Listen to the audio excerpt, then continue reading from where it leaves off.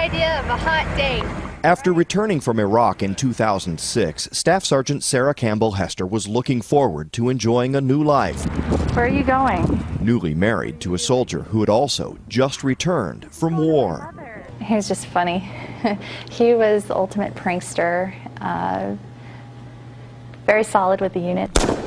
But secretly, her husband was a man in crisis, unable to readjust to life after war. I mean, Iraq changed him. He came back kind of an angry man. 1 month after their wedding, 34-year-old Richard Hester committed suicide. I always sympathized with him, and empathized, I guess would be the word, and understood, and I never blamed him. And now I'm like, you left 2 little girls without a dad, you left me with a mess to deal with. Why would you do this? It's a question the Army is struggling to answer as well. The Army suicide rate is now double the national average.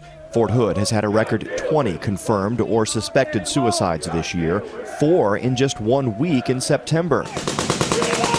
And while it's clear the stress of 9 years of war contributes to the problem, it's not the only cause.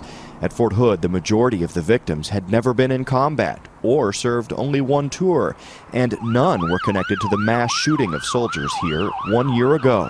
While commanders at Fort Hood say there's no single factor contributing to the spike in suicides, they believe there is a solution: better leadership. Are you thinking of committing suicide? Unit leaders are now being trained to better spot the warning signs of suicide and encourage soldiers to ask for psychological help, not punish them if they do. I can work their bodies until they can pass their PT test, no problem.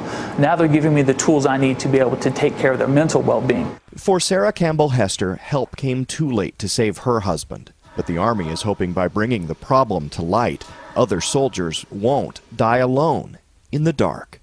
Don Teague, CBS News, Fort Hood, Texas.